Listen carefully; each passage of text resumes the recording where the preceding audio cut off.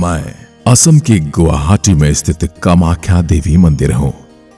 वही मंदिर जहां लगता है दुनिया का सबसे बड़ा तांत्रिक और अघोरियों का मेला, जहां से हर साधना शुरू होती है और वहीं पर हर साधना खत्म भी। मैं वही मंदिर हूं जहां देवी की योनि की पूजा की जाती है, जहां मासिक धर्म के चलते योनि से रक्तस्राव होता है, जिससे यहां बहने वाली ब्रह्मपुत्र नदी का रंग ही लाल हो जाता है। मैं ही वो मंदिर हूं साधना का, जहां देवी सती का योनि भाग गिरा था।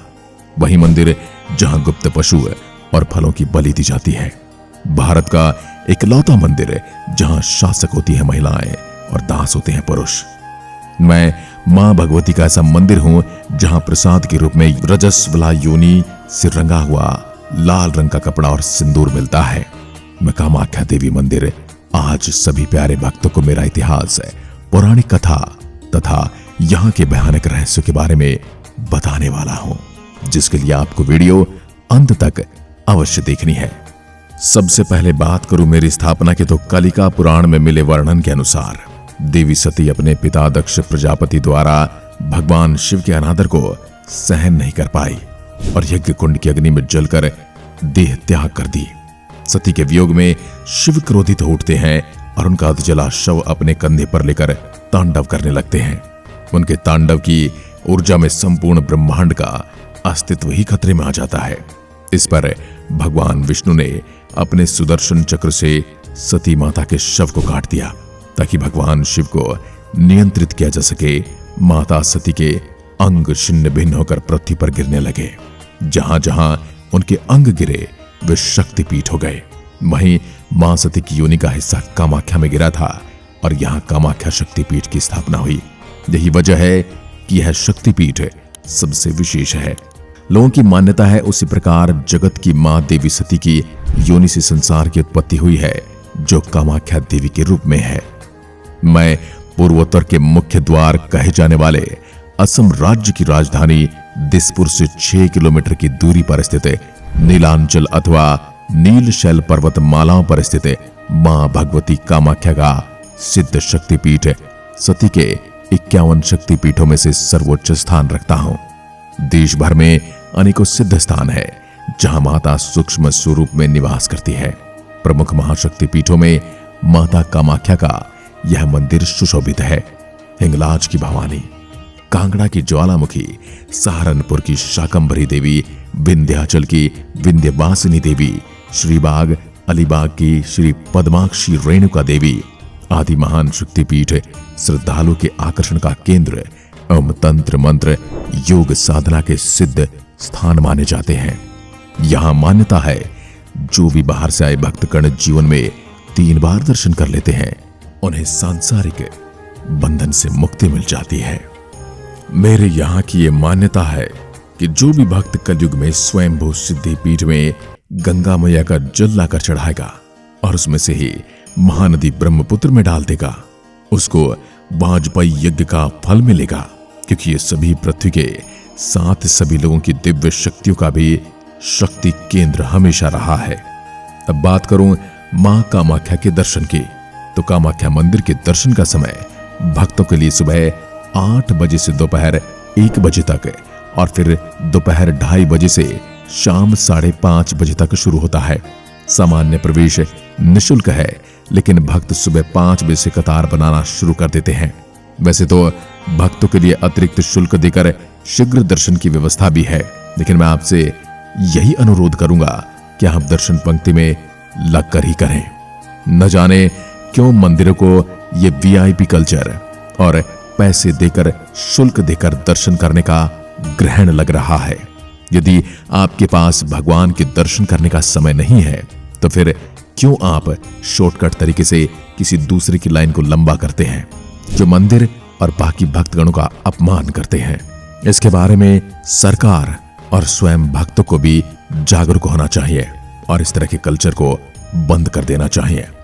हर वर्ष जब माता रजस्वला होती हैं, तब यहाँ अंबुवाची मेले का आयोजन होता है। उन दिनों माता भगवती के मंदिर के द्वार स्वतः ही बंद हो जाते हैं। यह 3 दिन चलता है। उन 3 दिनों समस्त गुवाहाटी में न तो कोई मंगल कार्य होता है, न ही कोई मंदिर खुलता है। इसके बाद चौथे दिन कामाख्या देवी की मूर्ति को स्नान कराकर वैदिक अनुष्ठान आदि करके मंदिर को जनमानस के दर्शन हेतु पुनः खोल दिया जाता है। मेरा परिसर अपने आप में अनोखा है। संपूर्ण जगत में ऐसा चमत्कार और ऐसी पूजा पद्धति आपको कहीं और देखने को नहीं मिलती। हर साल मेरे यहाँ अंबुवाची मेले के दौरान पास में स्थित ब्रह्मपुत्र नदी का पानी 3 दिन के लिए लाल हो जाता है। पानी का यह लाल रंग कामाख्या देवी के मासिक धर्म के कारण होता है। फिर 3 दिन बाद दर्शन के लिए यहाँ भक्तों की भीड़ मंदिर में उमड़ने लगती है। अंबुवाची मेले के दौरान ये बहुत ही अनोखा और चमत्कारिक प्रसाद भक्तों को मिलता है, जो है लाल रंग का गीला वस्त्र। बताया जाता है देवी की रजस्वला होने से पूर्व माता कामाख्या की प्रतिमा के आसपास सूखा सफेद कपड़ा बिछा दिया जाता है, लेकिन 3 दिन पश्चात जब वह कपाट खोले जाते हैं तब यह वस्त्र माता की रज के कारण रक्त जैसा लाल हो जाता है और इस दिव्य प्रसादी वस्त्र को अंबुवाची वस्त्र कहा जाता है। ऐसी मान्यता है इस वस्त्र को धारण करके शक्ति की उपासना करने से सिद्धि सुलभता से प्राप्त होती है। बात करूं मेरी वास्तुकला की, तो वास्तुकला का एक सुंदर नमूना हूं और पारंपरिक असमिया शैली में बनाया गया हूं। मंदिर के परिसर में कई देवी देवताओं को समर्पित कई छोटे मंदिर और तीर्थ स्थल हैं। मेरा मुख्य मंदिर एक पहाड़ी पर बना है और इसकी संरचना गुंबद जैसी है। परिसर लाल बलुआ पत्थर से बना है और इसकी दीवारों पर जटिल नक्काशी और मूर्तियां हैं। मंदिर में 3 कक्ष हैं और मुख्य कक्ष में देवी कामाख्या की योनि है। योनि लाल कपड़े से ढकी है और इसे मंदिर का सबसे पवित्र हिस्सा माना जाता है। दूसरे कक्ष में देवी की एक पत्थर की मूर्ति है और तीसरे कक्ष का इस्तेमाल कई तरह के अनुष्ठानों और समारोहों को करने के लिए किया जाता है। आपको बता दूं, मेरे मुख्य गर्भगृह में पुरुषों का जाना वर्जित है। पुरुषों को मंदिर में प्रवेश करने और देवी की पूजा करने की अनुमति है। उन्हें केवल मुख्य गर्भगृह में प्रवेश करने से प्रतिबंधित किया गया है।